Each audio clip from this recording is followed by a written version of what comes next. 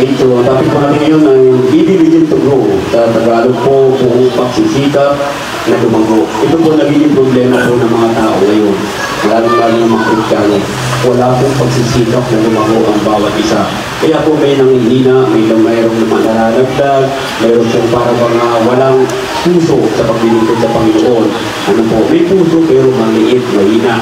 So sa umaga ito po, pag-aralan natin, paano po ba maging masikap? Pagsikap po ng lumago sa pananampalataya. Katulad po ng binasa kanina sa Hebrews chapter 6 verse 11. Ano po? Ngayon po, tinan po natin. So, dito po, spiritual growth. Actually po, ito po ay galing sa Panginoon. Nais ng Diyos na bawat isa sa atin ay lumago. Ayaw ng Panginoon na isa man sa atin ay maging tanda sa pananampalataya o maging bansot tayo sa ating pong pamumuhay. Gusto ng Panginoon, lahat tayo lalago. Lahat tayo maging masagana, lahat tayo maging pagkaisa sa pagpundan sa pananampalataya. Kaya dito po meron po mga requirements po ng una po. Pero po ang paglago po, hindi po sa pilitan. Katulad po ng akula sa inyong Spirit, sabi ko, we are free moral agents. Kayo po ang magsisikap. Hindi po kayo lalago sa mga pagitan ng ibang tao. Lalago kayo sa inyong pagsisikap, sa pakikinig, pag-aaral ng salita ng Panginoon Diyos. The Word of God is the divine provision for spiritual growth. So, ang isang tao na hindi nakikinig sa salita ng Diyos, ang isang tao na nakikinig sa salita ng Diyos pero hindi naman iniisip, hindi namumuhay, kailanman ito ay hindi lalago sa pananampalataya. Tandaan mo po, it was divine. Kung po galing sa Panginoon, gusto ng Diyos na tayo ating lumago. Bakit? Bakit gusto ng Diyos na kayo ay umunlad sa pananampalataya? Gusto ng Panginoon na tayo maligtas. Gusto ng Panginoon sama-sama tayo pumunta sa langit. Yun ang kalooban ng Panginoon eh. Ayaw niya na isang man ay pumunta sa atin sa impyerno. Gusto niya tayong lahat magkakapatid. Sama-sama tayo paruroon sa langit. Pero paano? Kailangan natin lumago. You need to work hard for yourself at tulong-tulong tayo sa pamamagitan ng salita ng Diyos. And the Word of God is the divine provision for our spiritual growth. We never stay the same. We are either growing spiritually or we are growing weaker. Dalawa lang po. Lumalago ka o nanghihina ka. Bakit may nanghihina ang tanong? Bakit may mga kapatid na paminsan para bang hindi na iniintindi ang kanilang kaluluwa? Bakit may mga Kristiyano para bang baliwala sa kanilang araw ng mundo? Bakit may mga Kristiyano bang parang sa buhay nila hindi seryoso ang kanilang pananampalataya? Ano po? Kaya tingnan natin, dapat po, pare-pare dapat tayong lumalago dyan sa buhay natin. Okay? So, basahin mo natin ng 2 Timothy chapter 2, verse 15. Ang sabi, unang-una, pansinin niyo po, this is not just a word of God. This is the command of God. Utos ito ng Panginoon. Sabi ng Panginoon, be diligent to present, pansinin mo mabuti, yourself, so individually, sarili mo. Yourself, hindi dahil sa nanay mo, hindi dahil sa kapatid mo, hindi dahil sa boyfriend mo, girlfriend o sa asawa mo, but yourself, approved to God. Meaning, individually, we must all be approved to the Lord, to God. Bawat isa sa atin. A worker who does not need to be ashamed. Tignan po, so yourself, and you are a worker. So, manggagawa tayo kaya kailanman ang isang manggagawa pag tutulog-tulog sa kumpanya, ito ay aalisin. Pag lagi itong late, ito po ay aalisin din sa kumpanya. Pag lagi itong absent, ito po ay aalisin din. Kaya sabi ng Panginoon, worker who does not need to be ashamed. Ano hindi mo kahiya? Hindi mo dapat ikinahiya na sa Kristiyano. Kahit sino bang makahinya, dapat rightly dividing the word of God. Minanamnam, iniisip, iniintindi ang salita ng Diyos. That is the meaning of rightly dividing the word of truth. That's why kaya may nanghina because they do not know how to rightly dividing the word of truth. But some people, some that knows, alam po kung paano, but the problem, they are not living it sa buhay nila. In Hebrews chapter 6 verse 9 to 11, yung ating verse 11, yung ating pong scripture reading. But beloved, sabi niya, we are confident of better things concerning you. Sabi ni Pablo, ganun yung gano'n sinabi ni Pablo rito eh. Sabi niya, ako ay confident sa inyo. Mas concerning sa inyong buhay mo. Yes, things that accompany salvation. Mga bagay na andoon ng kaligtasan. Tignan niyo po, all is thinking about salvation ng mga kapatiran sa Hebrew. Nagpapagod sa lugar na kung saan niya sinulat itong Hebrew na to. Sabi na, though we speak in this manner, for God is not unjust. Sabi niya to forget your work. Tignan niyo po, forget your work. But the problem is, are we working? Are we working together? Are you working individually? Tingnan niyo po, di ba? Kung napapansin po ninyo kung bakit lagi tayo may ginagawa, papakain tayo ng mga bata, tuturo tayo ng Biblia, bisita rito, bisita rito, dahil po yun ang kailangan. But it's not just a work of a one man. It is a work of every congregation. Gawain na patanong Kristyano nandito. Ang sabi niya, hate and labor of love is to have shown towards me. Sabi niyo po pag-ibig. Mga kapatid, tanong ako ngayon sa inyo. Mahal niyo ba po ang Diyos? Sumagot po. Mahal niyo ang Diyos? Mahal niyo natin? Amen! Amen tayong lahat, di ba? So, ulitin natin. Why we said amen? Because you want to go to heaven. And if you want to go to heaven, you must grow. Di ba? So, yan sinasabi doon. Kaya sabi niya, hindi, ito po, in that you have ministered to the saints, tandaan niyo po kapwa Kristyano, kaya sabi ng Panginoon, share your burden with one another. Tingnan niyo po, magtulungan tayo. Ito may kailangan, problema mo. Magpalakasan tayo. Hindi sinasabi na magkagatan tayo. Hindi sinasabi maggawa tayo ng division. Wala. Kundi tayo ay magkaisa. And we desire that each one of you, pangin niyo po bawat isa, show the same diligence to the full assurance of hope na kailan? Ang kailan? Hanggang sa dulo ng buhay mo. Ang sabi doon, that you do not become sluggish, katamad-tamad, lambot-lambot, but imitate those who through faith and patience inherit the promises. Ayan. Ano po? Tingnan natin another scripture. 2 Peter chapter 1, verse 11, as His divine power has given to us all things that pertain to life. So, ano ba kailangan mo? Ano kailangan mo pa sa buhay? Diba? Marami tayong kailangan Pero hindi na niyo po nasulat. Peter wrote this already. Sabi niya, pertain to life, patungkol sa buhay mo, at patungkol sa kabanalan. Andiyan na natin. Nakasulat na. Diba? So if you want to grow, anong kailangan mo? Magtatanim ka ng halaman, tubig, lupa, pataba. Andiyan na natin. Kailangan mo Wala ka na nahanapin pa Why? Because of God's love. Because of God's love given to you, He wants you to be saved. He wants you to grow. Gusto ng Panginoon yun. Sabi niya, by which have been given to us exceedingly. Paano niyo mabuti Paano binigay? Exceedingly. Exceedingly. So, maasa ka, mas bigay pa sa inaasahan mo. Tingnan niyo po ang pagmamahal ng Panginoon doon sa atin. Ayan, sabi doon. Para bakit? Upang ikaw daw, so that you may become partakers. Kasama. Di ba yung nature? Having escaped the corruption that is in the world through lust. Ayan. Tingnan po. But also for this reason, dahil sa dito, ibigay mo ng buong pagsisikap. Sabi niya, paano gagawin? Magdagdag ka. At to your faith, virtue, to virtue, knowledge, to knowledge, self-control, to self-control, perseverance, to perseverance, godliness, to godliness, brotherly kindness, and to brotherly kindness, love. Kaya natin dagdag yan. Bakit? Ibinigay na ni God, di ba? For if these things are yours.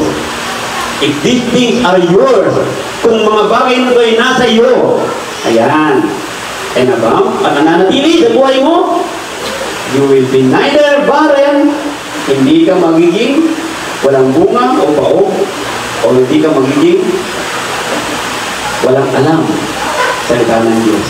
Ayan. Kanya po sinasabi, o hiyulak disting, mga wala naman ito, mga kapatid, mga wala nito. Ano ba yung short-sighted? Hindi makakita sa malayo, di ba? So, bawat Kristiyano dapat may a long vision. Katulad ng mga misyonary, may vision kuya tinatanaw. Anong vision mo? Diba? Kampante ka na ba na aupo ka lang? Tinuloy po. So, yun kaya nagiging nawawalan tayo ng vision because nagiging short-sighted tayo at nauuwi ito sa pagkabulag. Nagiging bulag ka na. Di mo na maunawaan yung kapatid. So, yun po nangyayari. Ano po? Short-sighted tayo kaya may mga Kristiyano pa rin kumakampi sa mga mali. Yun ang di maganda Diba? Paano nila nalago? Akala nila lumalago sila. Masaya sila, madami sila. Akala lang nila, pero in the eyes of God, if you continue na kumakampi sa kasalanan sa mali, tandaan mo, kahit pa maganda ang kapilya mo, kahit pa marami kayo, malaking kasalanan ko yan. sa Panginoon Diyos. Therefore, brethren, be even more diligent to make your make your call and election sure. Ano yung election sure? Diba? Tinawag ka na eh. Siguraduhin mo na, huwag mo na sayangin pa. Opo, verse 11, ang sulat po doon, kailan niyo po, ang pagpasok, at doon, at ipagkakalot siya ng Panginoon lahat-lahat doon. Saan? Walang hanggang kagrian ng Panginoon sa pamamagitan ng ating tagapagligtas at Panginoong Jesucristo. Now, tingnan natin ang diligence. Ano ba yung diligence? Ano ba yung diligence? Isang halimbawa, isang kapatid natin nandito. Masikap mag-aral eh. Diba? Mga masikap mag-aral. Nakikilala ko ng sino-sino naman nandito eh. Masikap mag-aral. Ito, at sa pagsisikap nila, nakita mo yung, di ba, paglaro, nakita mo yung reward ng mga kode pagdating ng recognition day. The same day, ganun po tayo. Darating tayo sa recognition day. The Lord will recognize each one of us. Pagdating ni Kristo, i-recognize niya, ikaw ba ay nagsikap? Diligence is primarily an attitude which leads to an action. Sino niyo po? An action. So, ano po yung sinasabi? Verb. Ano ba yung verb? Verb is an action word. Diba? Pansinin niyo po. Kaya ano ba yung mga verb na yan?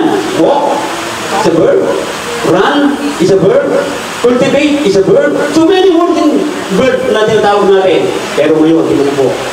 Dapat po magsikap tayo. When you walk, ay, ako? Ito na. No. Dapat ang walk, patuloy ka ng walk, ng walk, ng walk.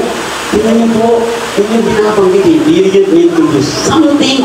Pati niyo po, meaning, with intense effort and motivation. You've been motivated.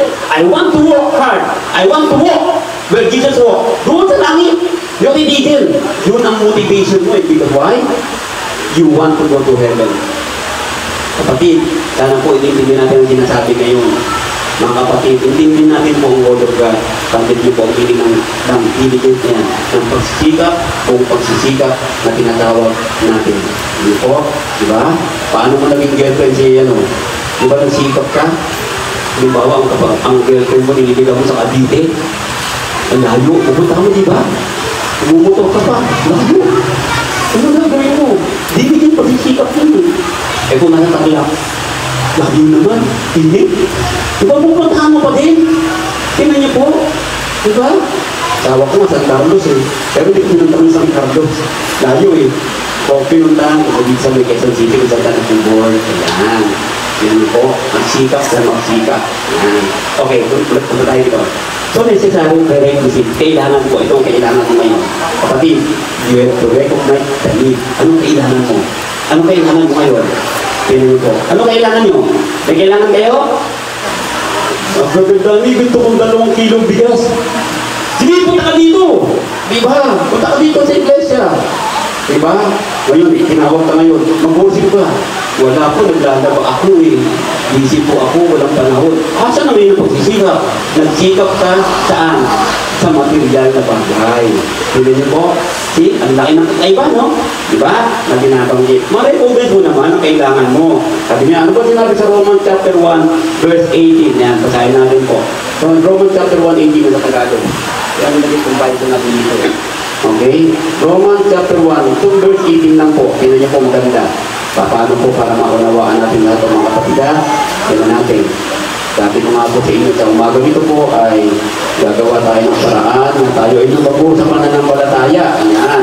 Kaya po, kung nainitan po kayo dyan, pati sa inyong upuan, mag-face lang po tayo. Ayan. Romans 1:18 sa Tagalog. Nahahayag mula sa langit ang puot ng Diyos. Uy, kanino? Laban sa lahat ng kalapantanganan at kasamaan ng mga taong dahil sa kanilang kasamaan ay hinahadlangan ang katotohanan. So, kailangan mo palang ma-recognize yun na isa. Teka, nilalapantangan ko ba ano? Isa ba akong hadlang? Ano naging hadlang mo? Para kang bago ako. Mga kapatid, huwag masasaktan ha. Ang hindi pagsamba tuwing araw ng linggo ay paglapantangan sa Diyos. Ang hindi pagsunod sa kanyang utos, paglapastangan sa Panginoon. Then you must realize you have to genuinely believe in the process and that your effort will result in achieving your goal, no matter what. Kahit na ano kung sabihin ng mga tao sa iyo, basta individually gusto kong pumunta ng langit. Gusto niyo po pumunta ng langit, kapatid? Gusto natin? Okay, gusto natin lahat ano po. Yan po maganda. So, kailangan po natin pagsikapan po ang mga kailangan. And we have to continue to do the things necessary to teka. Ano ba yung mga bagay na kailangan para ma-achieve? Sabi niyo doon, continue, tuloy-tuloy. Diba? May sinabi po Panginoon, 1 month lang. May sinabi po ang Panginoon na 2 weeks lang. Continue. Hanggang kailan may continue? Teka mga kapatid, tanong lang po. Sino po sa inyo ang humihinga dito at tapos tumitigil ng 1 oras? Meron po ba? Wala. Wala no.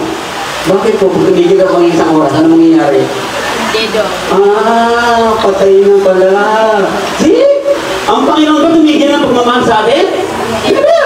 Ikutin tulad sa as. Pero tayo po, tumitigil tayo sa gawain ng Diyos. Yun po nakakalungkot eh. Diba?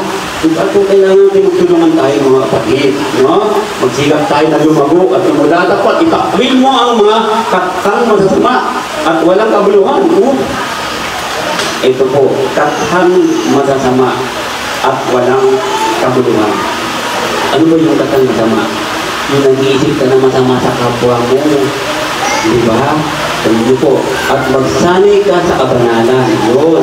Sapagkat sa pagsasanay ng katawan ay may konting pakinabang, ngunit ang kabanalan sa lahat ng mga bagay ay pinakikinabangan na may pangako sa buhay na ito. At, hindi niyo po, sa darating. Diba? Kailan yung dating buhay? Kapatid, mamamatay tayong lahat. Hindi natin alam kung kailangan. So, anong inaasahan mo sa darating? Kailangan mo nang lumago. Diba? Sa mga kapatid dito, mga kaibigan ninyo na hindi pa nagiging Kristiyano, hindi pa nabautismuhan. Diba? Ano pang hinihintay? Diba? Ano pang hinihintay mo? Alam mo na dapat ka magpabautismo eh. So, ganun din po. Alam mo na nabautismo ka na.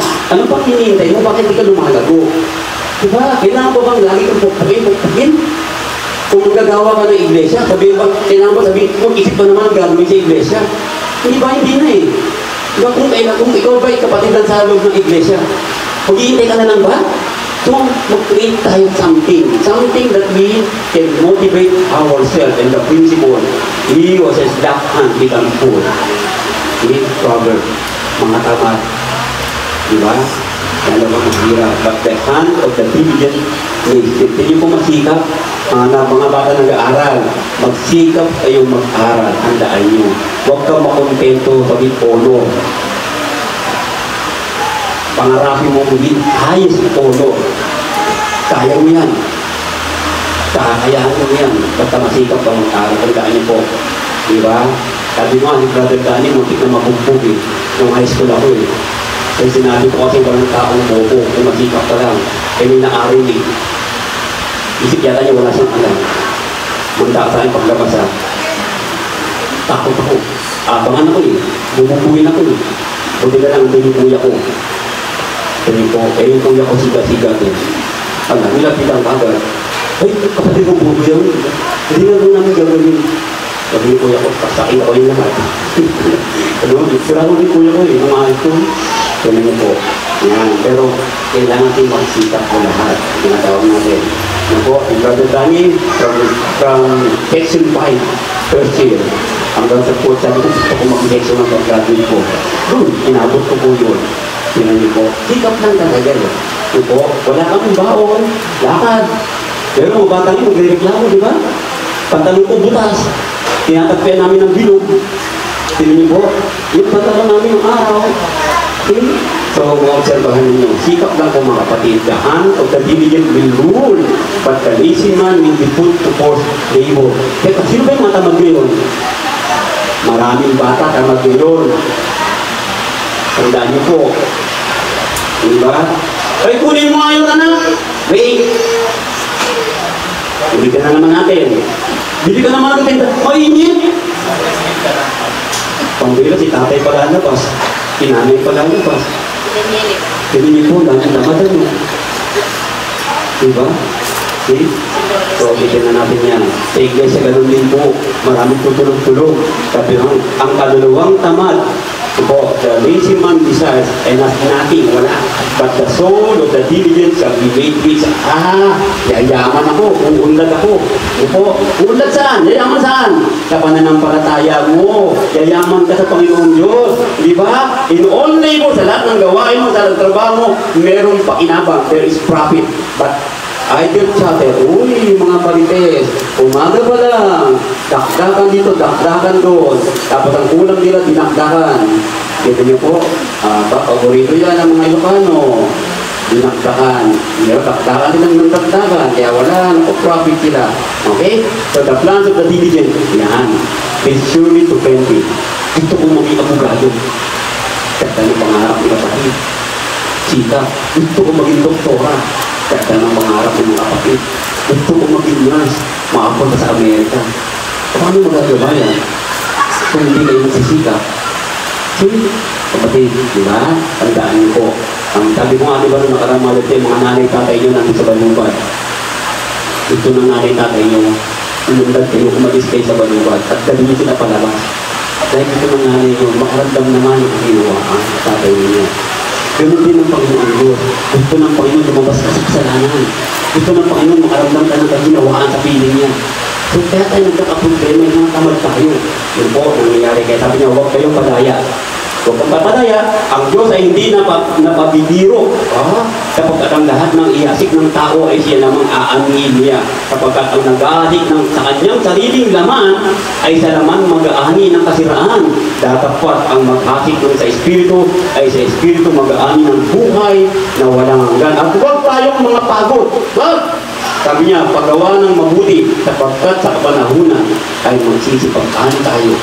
Kung hindi tayo mga himagot, kaya nga samantalang tayo may pagkakataon kapatid, ay magsigawa tayo ng mabuti sa lahat at lalong-lalo na sa mga kasambahay. Sino kasambahay? Yung katabi mo. Di ba? Hindi nga po, hawakan nyo na katabi nyo yan, tapigin nyo nga po. Di po, hawakan nyo mga katabi nyo. Yan, di ba? Yan po yung kasambahay ninyo. Kaya kung bigyan na natin mga kapatid, action tayo. So take diligent heed to yourself to love the Lord your God. I love the Lord, di ba? Yung inakata natin, I love the Lord. Yan, Joshua chapter 23 verse 11. Keep your heart with all diligence, for out of it spring the issues of life. Ibuhay mo, puso mo.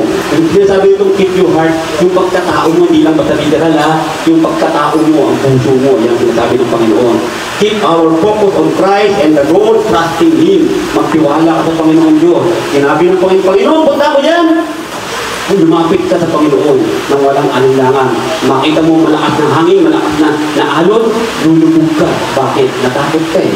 Kaya niyo po, huwag ka matakot kay God. Ano man ang sabihin ng mga ibang tao, kapatid mo, minsan may masamang kapatid tayo, sinitiraan tayo. Hindi lang, tuloy ka lang.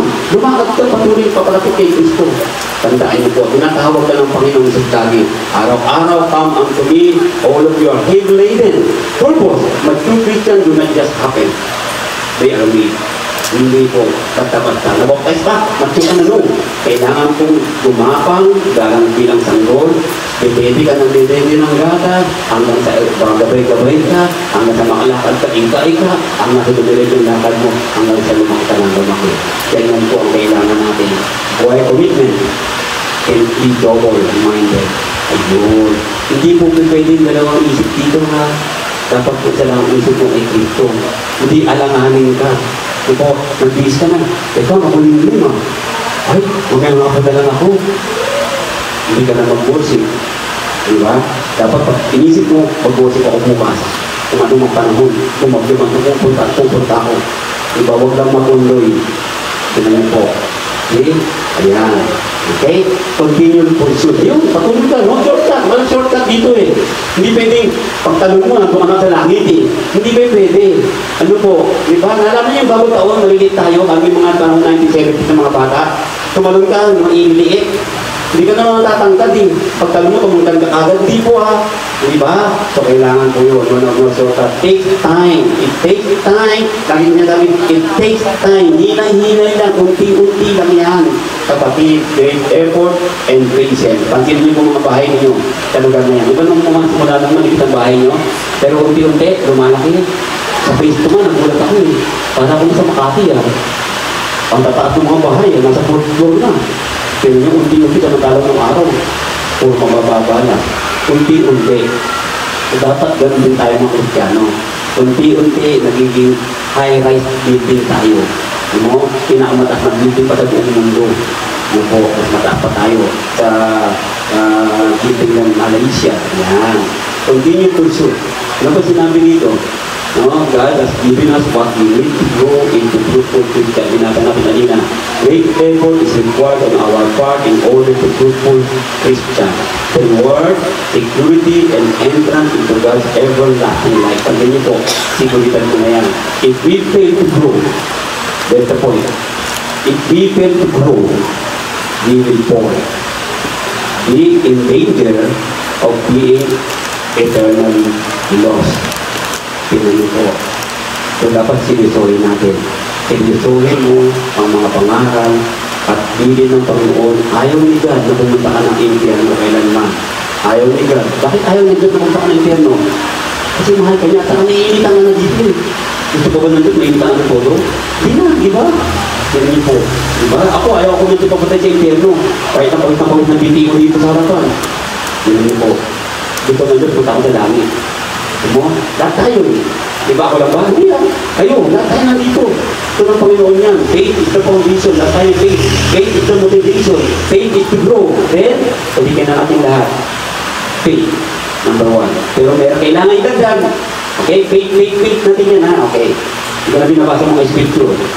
Okay? Dagdag mo ngayon ang virtue. Ayan. Ano ba yung virtue? Kapag tumigang Tagalog, ano natin? Basahin ko nga po dito.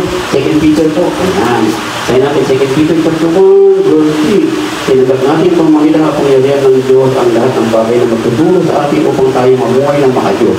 Ito'y dahil sa ating pagkakilala kay Jesus na siya rin tumawag sa atin upang baginan tayo ng kanyang kaluwalhatian at kadakilan na parang ito ay binigyan niya tayo ng mga dakila, napakahalagang pangako upang makaiwas kayo sa nakasirang pagnanasa sa sanglibutan ito upang makabahagi tayo sa kanyang likas bilang Diyos. Ganun po, ang pag-ibig ng Diyos upang kayo makaiwas, upang kayo makabahagi. Sabi niya dito, no? Na binabanggit ka na yun. Tuloy natin. Dahil dito, si Papi may itagdag sa iyong pananampalataya ang kabulihan. Tinan niyo po, the virtue. Yan. Sabi ko yun, na binabanggit ng Panginoon. Okay. So, tuloy pa natin. Sabi niya, ayan, o, Philippines 4, katapos-tapusan mga kapatid, anumang bagay na katotohanan, anumang bagay na kagalang-galang, anumang bagay na makulit, anumang bagay na malinis, anumang bagay na kaibig-ibig, anumang bagay na mabuting ulat, kung may anumang kagalingan, at kung may anumang kapurihan, isipin ninyo ang mga bagay dito. Then, ganyan po. Original and general sense seem to be blended with the impression made on others. Ayan. Kasama po yung kabutihan sa ibang tao. Hindi lang sa sarili, no? From God's good sa kabutihan ng Diyos. Ayan. Tingnan natin. Knowledge. Ano din sinabi sa knowledge? No? Sa inyong kabutihan, kaalaman. Tingin po, diba? Hindi, merong mga mababait pero kulang sa kaalaman. Tandaan niyo po, hindi po mabait ka pupunta ka ng langit. Hindi po, kailangan po mabait ka na at sumusunod ka sa salita ng Diyos. Tandaan niyo po yun. Ano po, ayan, Richard Gregor Rosin sabi, insight and understanding the word of God. Iniintindi po ang salita ng Diyos. Ayan. Tingnan natin. Ayan, ito po. Knowledge. Ano po, dinanggit ko kanina. Okay? Ayan, tingnan natin. Ayan, perseverance. Ano, hindi pagtitiis. Ano po, ang sinabi mga kapatid ko, arinin ninyong buong kaganakan kung kayo'y mga hulog sa sari-saring tukso. Yamang malalaman na ang pagsubok sa inyong pananampalataya ay gumagawa ng pagtitiis at inyong pabayaan na ang pagtitiis ay magkaroon ng sakdal na gawa upang kayo'y maging sakdal at ganap na walang anumang kakulangan. Kapit, kung may problema ka, tuloy ka lang. Huwag kang babagsak sa problema mo. Tandaan mo, ang problema ay mundo. Pinahatak ka mo. Huwag kang papahatak sa problema. Kung tingala ka, makita mo ang ulam, napakalaki. Mas malaki yan ang Diyos mo. Mas malaki yan ang Panginoon mo na handa kang tulungan. Ayan. Capacity to hold out or bear up in the face of difficulty. Kailangan mo yan. Pero magagawa mo lang yan with God, with Jesus Christ, our Lord. Ayan. Tumakbo ka na mayroong pagsisikap, pagtitiis, endurance. Napakaraming scripture natin na sinaisulat dito. Okay? Then, self-control. Ito po. Ito po ang kawalan na ng tao ngayon. Kahit saan, wala nang self-control. Pansinin niyo po, wala na, kanya-kanya na lang ang tao. Mga Kristiyano, gano'n na rin ang buhay. Ito po, kaamuan, pagtitigil, laban sa mga ganyan bagay, eh walang kautosan. Ganyan po, na binabanggit. See, sabi niya, the trait of one emotion, yung impulses natin, ano po, dapat po mapigilan natin yung mga yan. We need to be constantly in control. Yan, sabi ng Panginoon. Dapat po constant po na makontrol natin yan. Doing right is our choice. Tama po yun. Don't God do it. Ayan. Dagdag sa pananampalataya. Purihin ninyo ang Panginoon. Mapadalang tao na natatakot sa Panginoon, na nagliligayang mainam sa kanyang mga Anong ibig sabihin ng tatakot? Yung mga sumusunod po, ibig sabihin dito po. Fear the Lord. Sabi ko, fear the Lord and obey His commandments. Sabi ko, na binabagit ko dito po, devoto, yung po, yung piety, yung pagiging banal, yung po, Godward attitude na ikita sa iyo, ang pagiging maayos. Yung po, na binabagit sa pag-uugali natin. Respect for God. Yan po, binabagit.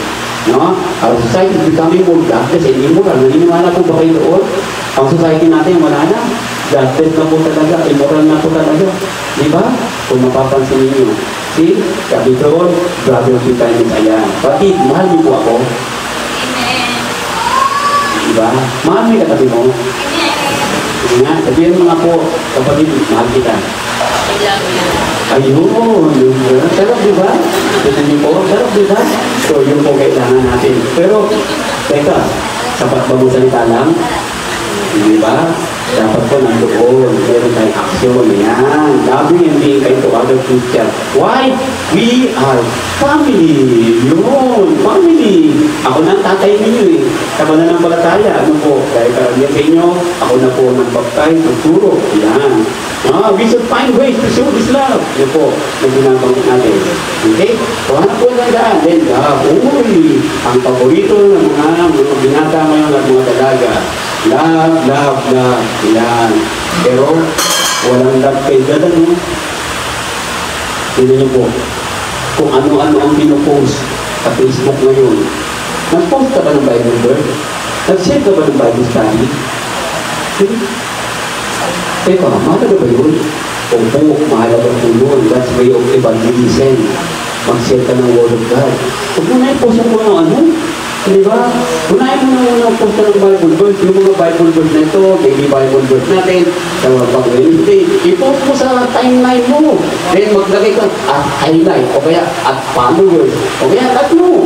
Share mo yan. Tignan niyo po, di ba? Napakalaga niyan. Yan, nabuhay natin. Why? Because you are seeking the best interest of others. Yun. See? It's also because you value. Pinapahalagaan mo kasi. As Christ love us, without love, anything we do profits nothing. Without love, tandaan niyo po yun. Binds all qualities. Ayan. Colossians chapter 3, verse 14. Okay? Tignan natin ngayon. Ang pag-ibig ay hindi gumagawa ng masama sa kanyang kapwa.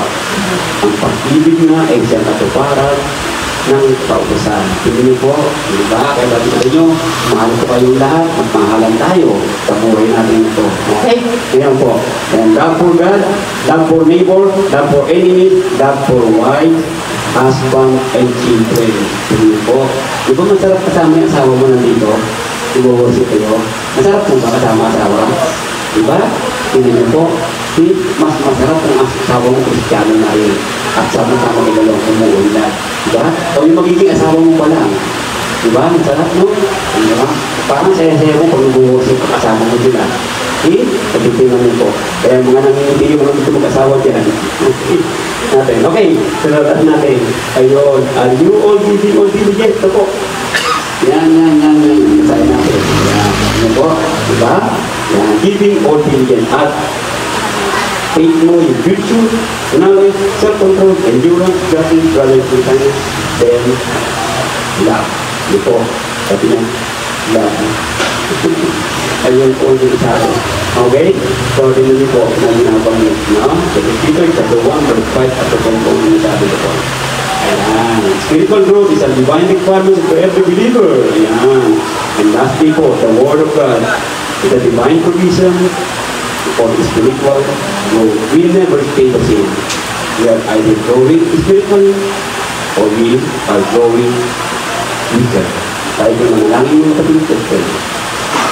Panginoon, maraming po salamat. Muli Ama, sa utos mo nito. Kami po ay dapat magsika. Ano man po ang aming po ginadaanan, ano man po ang aming dinaraanan. Gabayan mo kami sa aming pagsisikap kapag nais namin lahat. Kami pong lahat ay makamit namin ang kaligtasan kapag alam namin ang mga aral na ito ay ibinigay mo sa amin ang lahat ng kaparaanan upang kami lumago sa pananampalataya. Thank you so much God for giving us all what we need exceedingly at tumingin sa aming buhay. Salamat po. Ito ang dalangin namin. Salamat. Sa pangalan po ni Jesus.